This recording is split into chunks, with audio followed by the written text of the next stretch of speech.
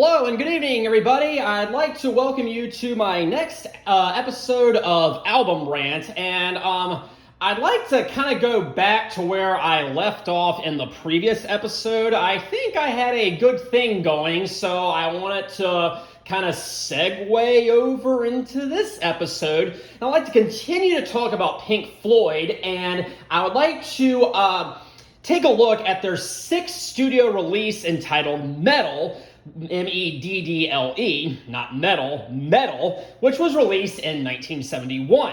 But first of all, what happened in between the last episode and this episode?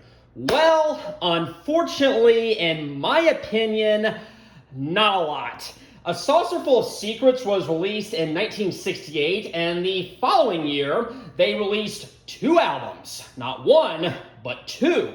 One of them was the soundtrack to some film called More that I have never seen in my life, and I think it's a French film, actually. And it was unfortunately pretty underwhelming. I don't actually own it, but I have heard bits and pieces of it on YouTube, and it's not really Pink Floyd at their best. There is, however, one song entitled The Nile Song, which Wikipedia actually classifies as heavy metal, if you'll actually believe that. And it's actually pretty close to that. It's a ridiculous song, but at the same time, I mean, it's pretty decent. But yeah, the rest of the album doesn't really leave much of an impression. And as well, later on that year, they released Gooma. And that was also pretty underwhelming, but it was made up of two different parts. One of them included all new studio releases, and the other part was a live album. It had 4 songs on it: Astronomy Dominating, A Saucerful of Secrets, Careful with That Axe, Eugene, and Set the Controls for the Heart of the Sun. And it actually was a really decent live album. The live version of Careful with That Axe, Eugene, which was not released on a studio release, by the way, it's really, really good, and I would actually recommend that. The studio half of Gooma, however, was pretty underwhelming. Pink Floyd by this time was becoming a very, very individualistic band. Sid Barrett is now gone, and we're down to 4 members once again. David Gilmour on lead guitar and vocals, Roger Waters on bass guitar and vocals, Richard Wright on keyboard and vocals, and Nick Mason on drums and vocals. And the way Gooma was structured was each member had their own little composition, and none of them were really that good. I'm sorry. It's not, I guess it does have an audience out there. I'm sure there are some people out there who'll say they love Gooma. I did not. Nor did I like their 5th studio release, 1970's Atom Heart Mother. It was just really boring. It didn't have any hook to it at all. It was still pretty individualistic, but it was also becoming very, very progressive. And that's going to bleed and segue over into this album in just a second. And they had it started out with a 23-minute multi-part suite that had all these different movements within it, and it was ambitious and everything, but at the same time, it just wasn't very good. But all that changed when we got to the subject of tonight's review, which is their following album, their 6th album, Meddle, released in 1971. So let's go ahead and see what we have here on the insert. We have a nice little photo of the band right there. We have Roger Waters. I know that's Roger Waters right there. I believe that right there is Nick Mason. That's definitely David Gilmour, and that's probably Richard Wright right there. I saw pictures of them recently, and that's my best guess. So yeah, but that's the band right there. So let's go ahead and see what we have on this thing. And yeah, we have a track list right here, and it's kind of hard to see, but I'll kind of guide you through it. But it all starts with side 1, and it starts off with One of These Days, which is an instrumental.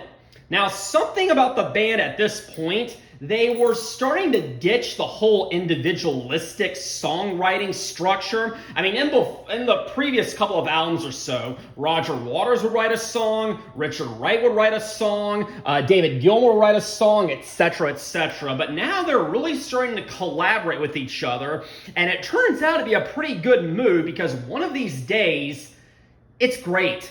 I love it. It's an instrumental, but it kicks off with some really good bass work from Roger Waters. And it starts to build up and build up and build up until about halfway through we have this explosive crescendo where everything just all of a sudden comes together and the band just starts jamming. And I really love One of These Days. It did make it onto their greatest hits album, which was released back when I was in high school, I think like 2002 or so. Yeah, I'll go with that. Maybe 2001. I can't remember. But One of These Days was on it. Now, is it as good as the previous instrumentals that I talked about, which were Interstellar Overdrive and A Saucer Full of Secrets? I don't think it's as good as Interstellar Overdrive, but it might be better than A Saucer Full of Secrets, but it's very close because all three of these instrumentals are very, very good. But then we move to the second track, A Pillow of Winds, which was sung by David Gilmour. And this one is a little bit more laid back. It's very, very folksy, very soft, very melodic. And, it's probably not my favorite one on here, but I mean, I still like it and everything. They would do acoustic ballads later on in the future, and some of those worked out a lot better than A Pillow of Winds, but still, I dig it. I mean, the whole band is doing a good job, and yeah, it's really good. It's very, like I said, very soft, very slow, very laid back and everything, but it's got a very good rhythm to it. Then we come to Fearless, which is also sung by David Gilmour. And when it first starts off, it kind of reminds me of the Eagles for some reason. I don't know why. And don't get me wrong, I am not a fan of the Eagles. Pink Floyd is a much more talented band than the Eagles. I have never liked the Eagles. But shortly after that little intro, it once again kind of drifts into another kind of folksy number, which was very similar to A Pillow of Winds.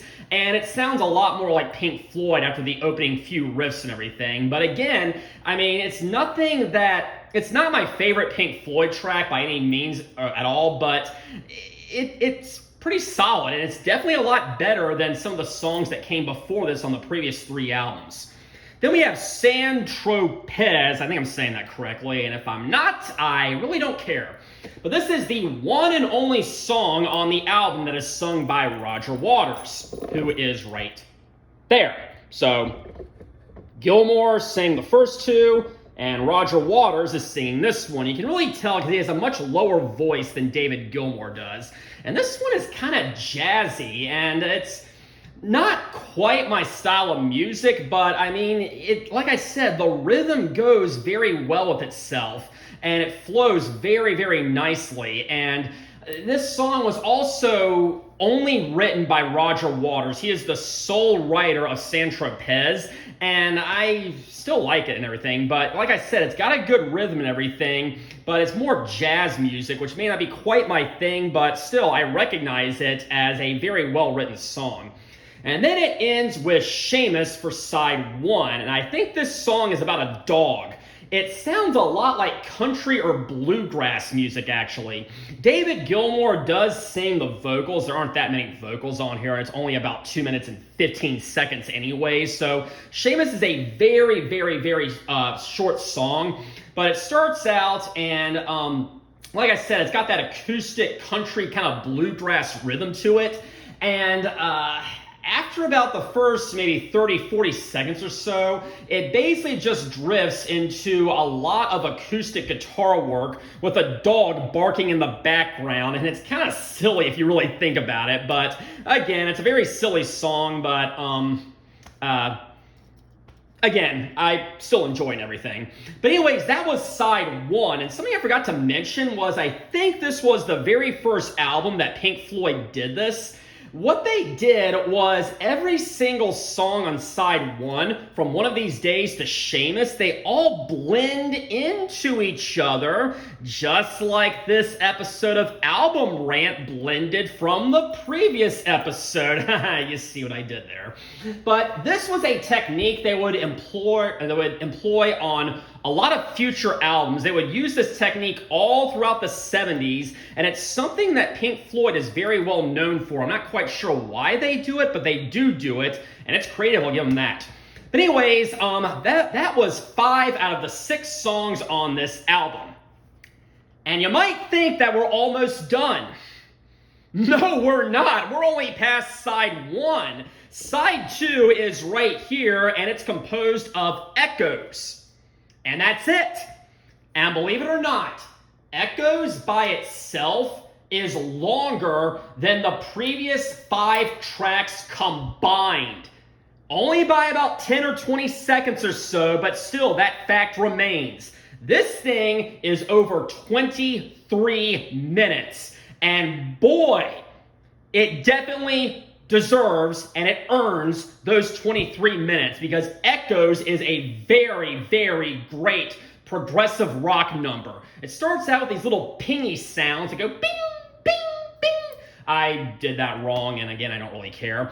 But then it slowly drifts further and the guitars start coming in, and eventually David Gilmour and Richard Wright sing the first 2 verses, and their vocal harmonies go very, very well together. It starts out very soft. The first 2 verses are very soft and very melodic, but then it goes into a jam session for at least 8 or 9 minutes or so. I haven't clocked it. I'm probably wrong, but again, I don't care. But that jam session is absolutely amazing. Then for a very brief amount of time, maybe about 3 or 4 minutes or so, it kind of drifts back into the whole psychedelic acid rock genre that the band was known for up until this album. And that may be the last time they ever drifted into that, but a lot of that kind of fourth section, what I'm going to call it, has a lot of whoa in it. I know I did that very, very poorly, and I know the song probably doesn't sound a lot like that, but that was my best impression I could do. But again, we have that very, very slow, very, very trippy section in the middle until it starts picking up again. Once again, we go into the 3rd verse, and it's kind of like the song is coming out of a pit of darkness, and it does an amazing job. I love Echoes. I would say that Echoes is my favorite song from side 2. And One of These Days is my favorite song from side 1. And that was Pink Floyd's Meddle. 6th album. By the way, this is what the back looks like. It looks pretty similar to the front. And that is going to conclude my episode of Album Rant for the night. And if you thought I was done talking about Pink Floyd, charade you are. But until then, until next week, have a very pleasant evening.